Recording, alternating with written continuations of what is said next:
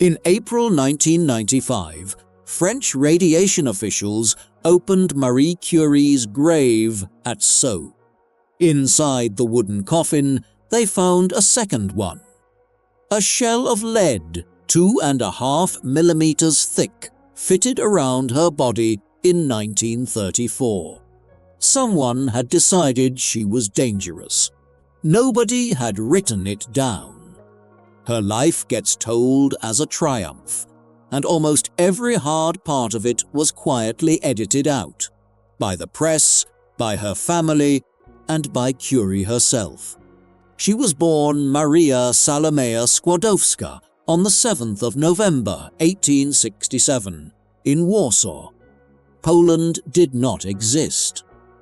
The city belonged to the Russian Empire, and the empire was busy stamping the Polish language out of Polish schools.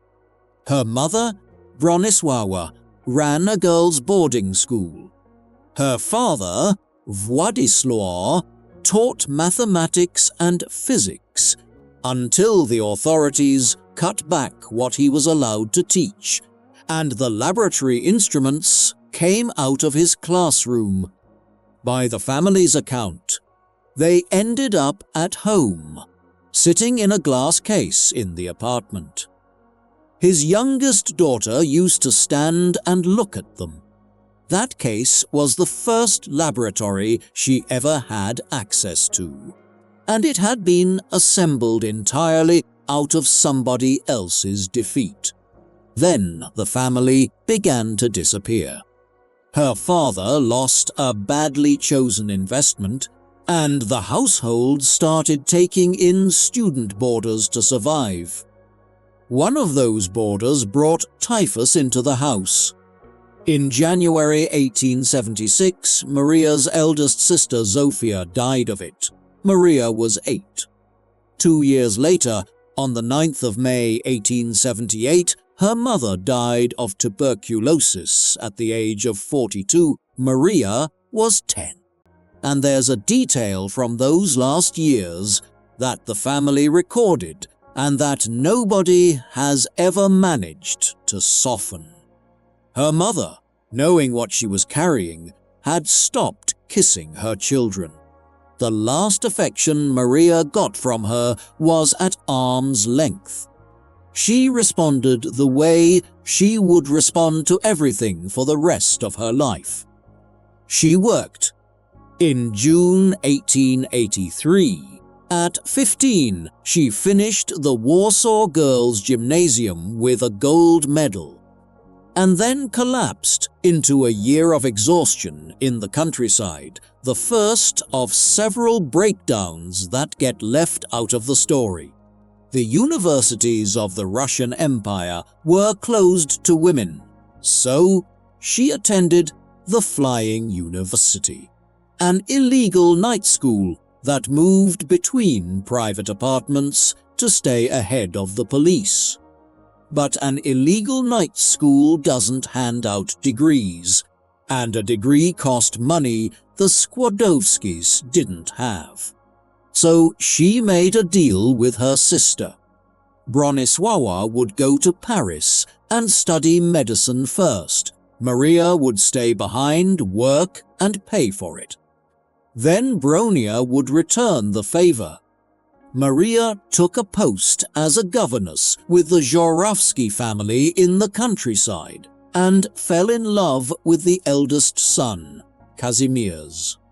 His parents refused the match outright. Their son was not marrying the hired help. She stayed on in that house for 3 more years afterwards, teaching the younger children, eating at the table of the family that had just told her what she was worth. She was funding a medical degree for someone else while being informed daily that she was nobody. The Paris she finally reached was not going to be kinder.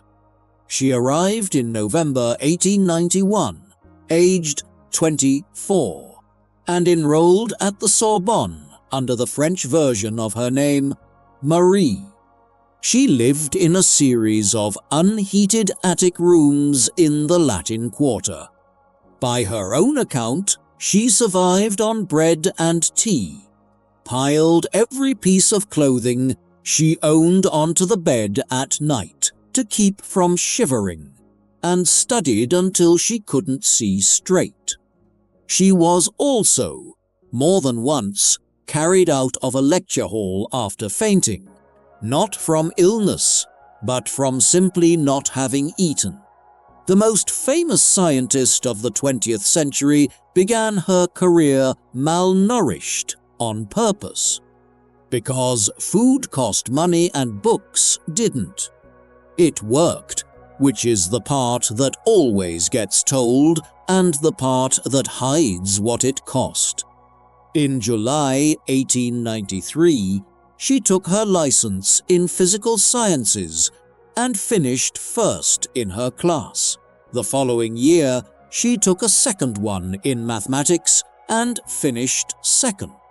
She needed laboratory space for a commissioned study on the magnetic properties of steel, and a Polish physicist named Józef Wirus Kowalski suggested she meet someone who might have a corner going spare. In the spring of 1894, she was introduced to Pierre Curie. He was 35, already respected for his work on piezoelectricity with his brother Jacques, and utterly uninterested in the career building that occupied everyone around him. He proposed almost immediately. She said no. She was going home to Poland. He wrote to her anyway about the idea of spending their lives beside each other, hypnotized by our dreams. She came back.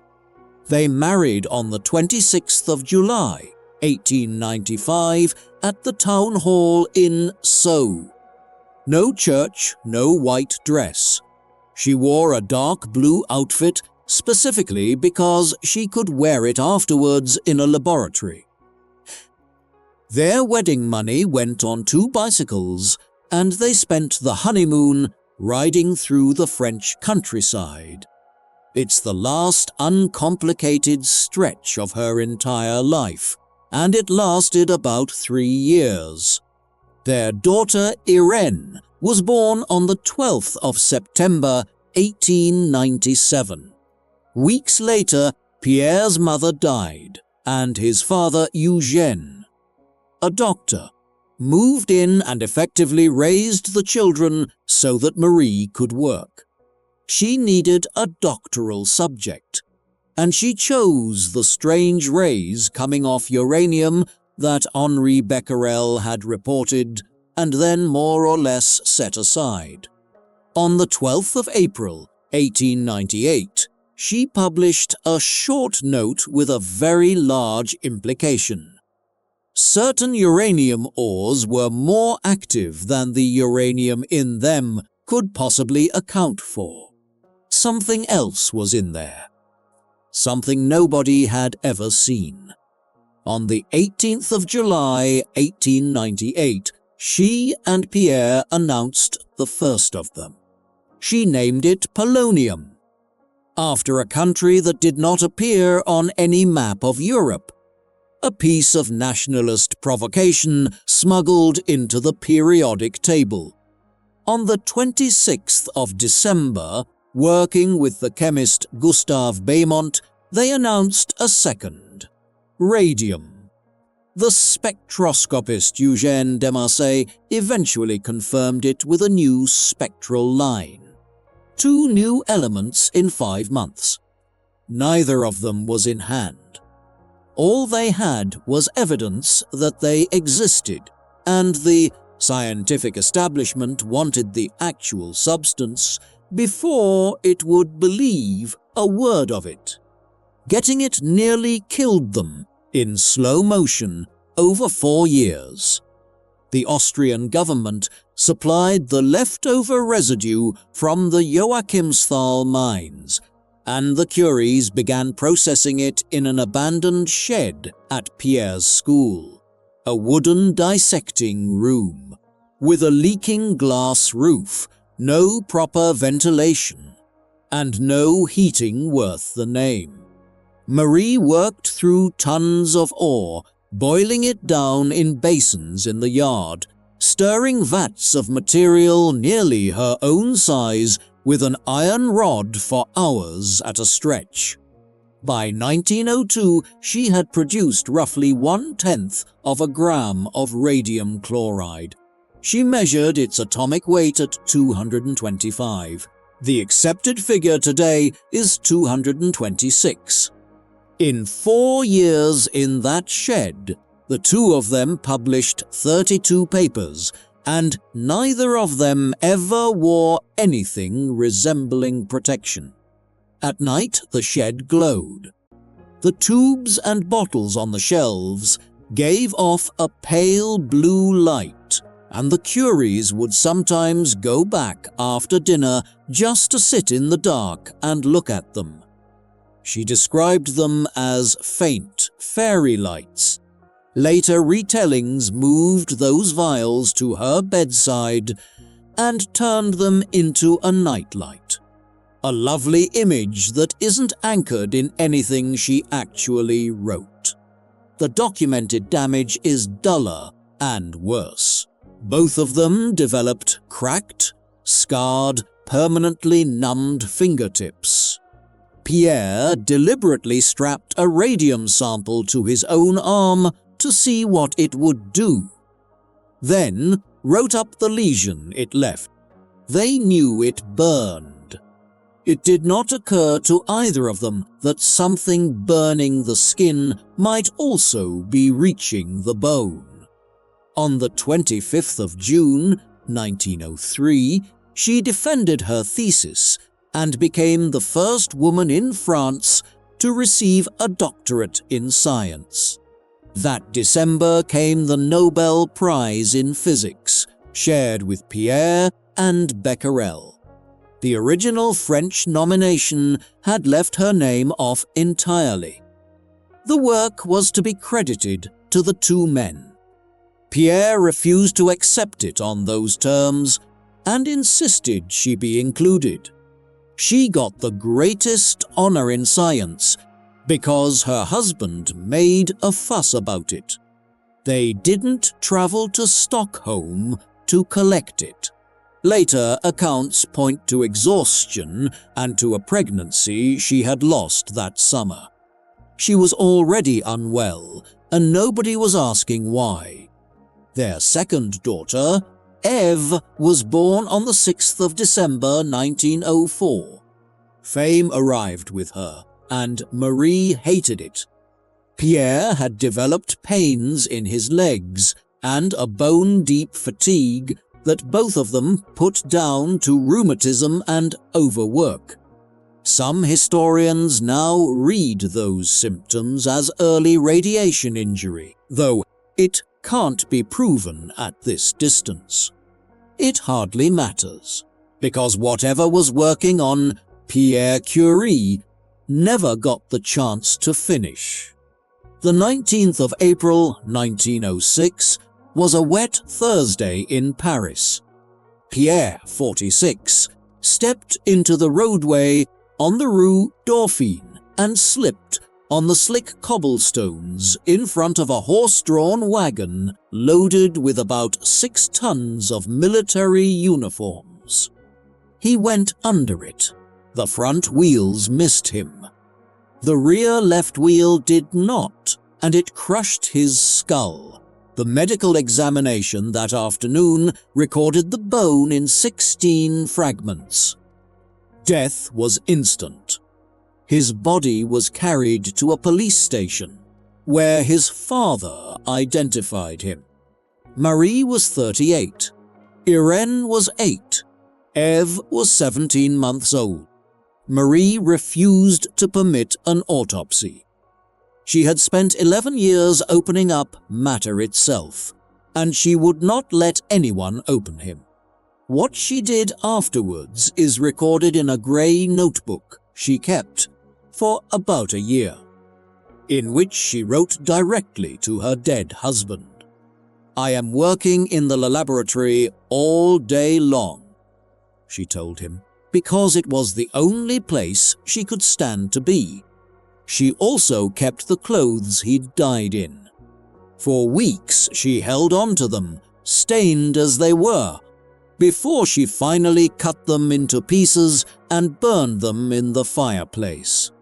This is the woman who would spend the next 28 years being described in the press as cold.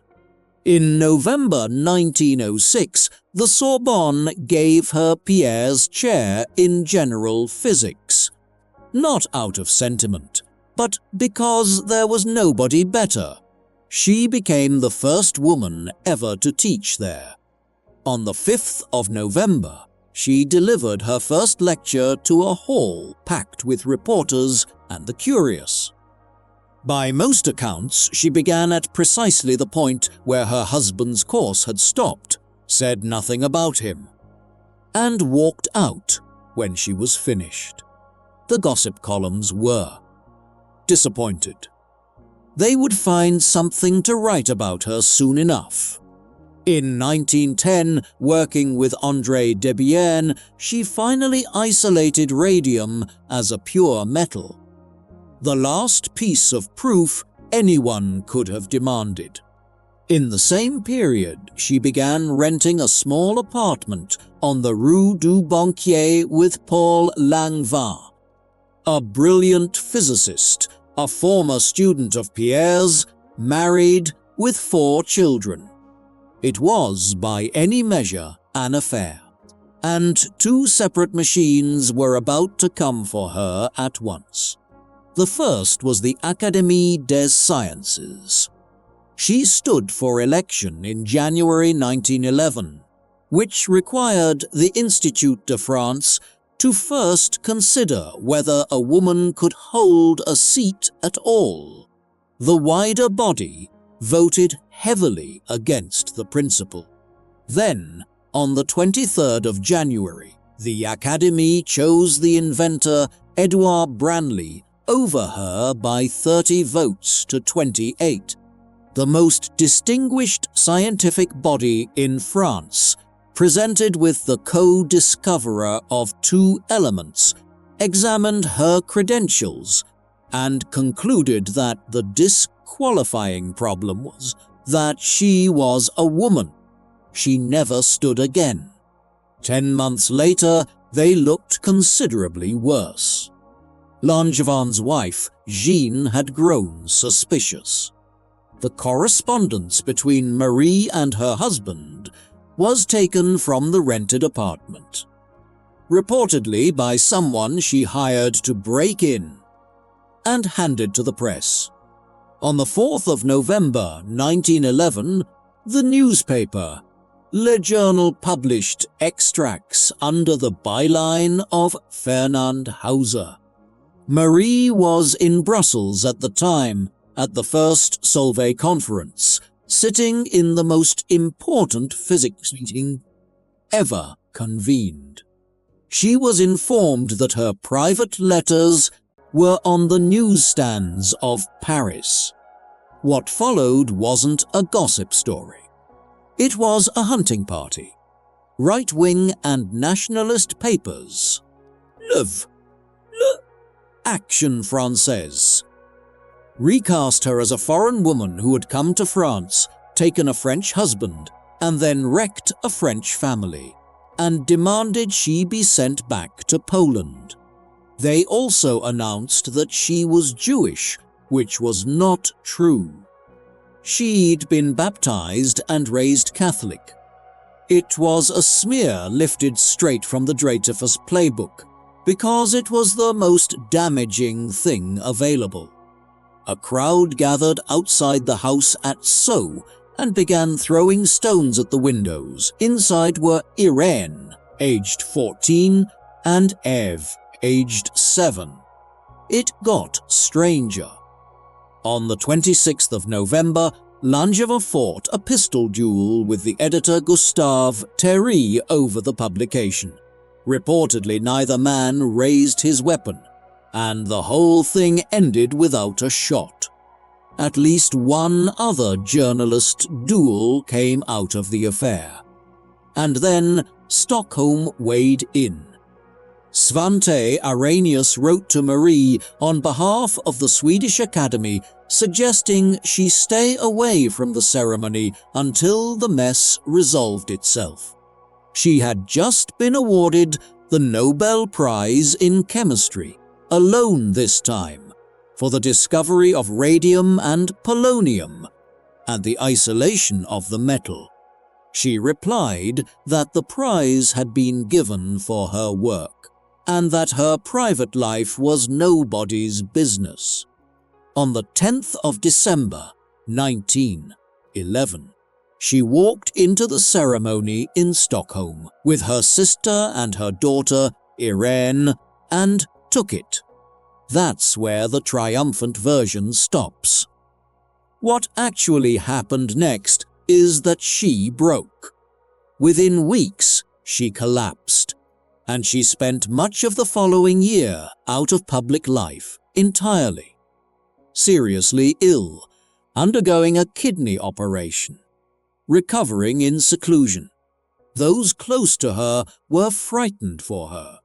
She was 44 years old, twice a Nobel laureate, and unable to work at all. Then the war came, and she did the single most useful thing of her life, and, in all likelihood, the thing that killed her. Marie Curie understood that X-rays could locate shrapnel and shattered bone in wounded men, and that the equipment was sitting uselessly in Paris laboratories while soldiers were being amputated on guesswork. She begged, borrowed, and requisitioned vehicles, fitted them with X-ray apparatus and generators, and sent them to the front. There were somewhere between 18 and 20 of these mobile units, the Petites Curies, plus around 200 fixed radiological posts. She trained roughly 150 women to operate them. She learned to drive and got her license in 1916 at 48 and drove to the front herself. Irene, 17, worked beside her. Contemporary estimates put the number of wounded men examined at somewhere between 900,000 and 1 million. There was no shielding of any kind. She had also, years earlier, made a decision that guaranteed she'd be poor for the rest of her career. She and Pierre had refused to patent the radium isolation process, on the grounds that a scientific finding shouldn't be owned. Industry made fortunes from it. Her own institute couldn't afford a gram of the stuff. So, in May 1921, at the urging of the American journalist Marie Mattingly Maloney, she crossed the Atlantic to be paraded through the United States in exchange for money. And on the 20th of May, President Warren Harding presented her with a certificate and a small golden key representing 1 gram of radium purchased by public subscription from American women at a cost of $100,000.